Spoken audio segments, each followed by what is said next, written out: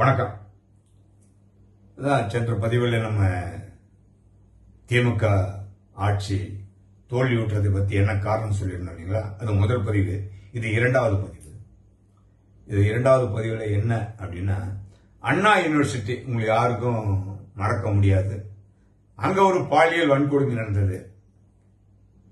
யார் அந்த சார் அப்படின்னா ஒரு பயங்கரமான சர்ச்சை கிளம்பிச்சு.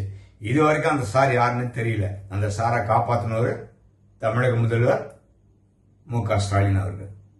ஆனால் தூக்கி எஃப்ஐஆர்லாம் போட்டு அப்படியே உள்ள இருந்து அப்படியே சரி பண்ணிட்டாங்க. அதை அந்த வழக்கை ஒன்றுமே கவனிக்கல. அதுக்கடுத்து ஜாஃபர் சாதிக் கஞ்சா எல்லா அமைச்சருக்கும் வேண்டியப்பட்டவன், திமுகவுக்கு கோடிக்கணக்கில் டொனேஷன் கொடுத்தவன், அவன் பண்ணான் வியாபாரம், அவனை பிடிச்சி உள்ள போட்டாங்க. அதில் முதல்வர் ஒன்றுமே கண்டுக்காம விட்டாரு.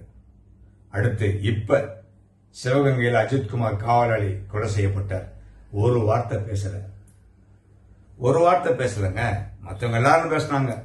நீ ஒரு சிறந்த முதல்வர் என்றால், இந்த நாட்டு மக்களுக்காக சேவை புரிகிறவர் என்றால், அங்க யார் குற்றம் செய்தார்களோ அந்த இன்ஸ்பெக்டருக்கு எல்லாரும் தூக்கி ஜெயில போட்டு டிஸ்மிஸ் பண்ணிருக்கணும் உடனடியா.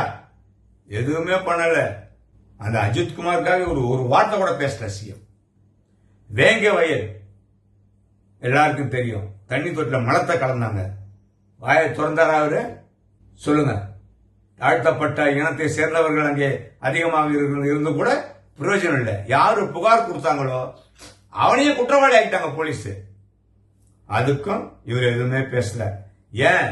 தாழ்த்தப்பட்ட சமூகம் அங்க பாதிக்கப்பட்டுச்சு. விடுதலை சிறுத்தைகள் தலைவர் திருமாவளவன் கூட அந்த ஊர் பக்கம் போய் பார்க்கல. இப்படி இருந்தா அதெல்லாம் மக்கள் மனசுல வச்சிருப்பாங்கல்ல, அது எப்போ வெளிப்படுத்துவாங்க? தேர்தல் நேரத்தில் தான் வெளிப்படுத்துவாங்க, மற்ற நேரத்தில் வெளிப்படுத்த மாட்டாங்க. இது காலமா நடந்துன்னு வருதுங்க. ஐயோ விஜய் எப்படி ஜெயிச்சாரு, எப்படி வந்தாரு, எப்படி போனாருன்னு கேக்குறாங்க. இதெல்லாம் ஒண்ணு அதிசயம்லாம் ஒண்ணும் கிடையாது. இதெல்லாம் அரசியல்ல நடக்கிறது சகஜம். பெருந்தலைவர் காமராஜ் 2-3 தடவை தமிழ்நாட்டை முதலமைச்சர் ஆட்சி பண்ணாரு. ஆனால் சிறந்த முதல்வர், 5 பைசா லஞ்ச லாவணியம் இல்லாம ஊழல் இல்லாம ஆட்சி பண்ணாரு. ஆனா அவர் தோற்றது எங்கே, யாரிடத்தில்? அவருடைய சொந்த தொகுதியில 22-25 வயசு சின்ன பையன் நின்று தோக்கடிச்சான் காமராஜர். அந்த பையன் யார் தெரியுங்களா? இரட்டைமலை சீனிவாசன், தாழ்த்தப்பட்ட இனத்தை சேர்ந்தவர். கில்லி மாதிரி நின்று காமராஜர் தோக்கடிச்சார். இதுக்கு மேல என்னங்க உதாரணம் வேணும் சொல்லுங்க? இதெல்லாம் இப்படிதான் அரசியல். இதெல்லாம் சகஜம். இதெல்லாம் நம்ம வெறுத்து கூட போய்கினே இருக்க வேண்டியது. அடுத்தடுத்து என்ன நடவடிக்கை, என்னென்ன நடக்கணும் அப்படி போய்கினே இருக்க வேண்டியதுதான். விளாத்திக்குளத்துல ஒரு பொண்ணு கண்ணம் துண்டமா வெட்டி பாலியல் பலாத்காரம் பண்ணி சாவடிச்சாங்க. அந்த அக்யூஸ்ட கண்டே பிடிக்கல.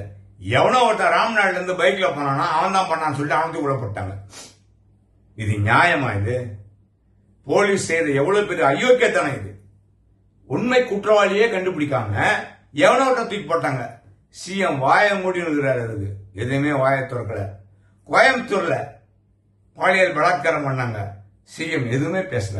மக்கள் எதிர்பார்ப்பாங்க, ஐயா என்ன சொல்றாரு, சிஎம் ஏதாவது கண்டனம் தெரிவிக்கிறாரா அப்படி எதிர்பார்ப்பாங்க.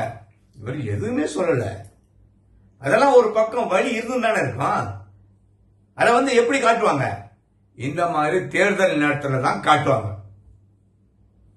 அதையெல்லாம் நீங்க பொறுத்துன்னு தான் போகணும், சகிச்சுக்குன்னு தான் போகணும். அடுத்த காணொலி காட்சியில இன்னும் சில விஷயத்தை சொல்லி முடிக்கிறேன்.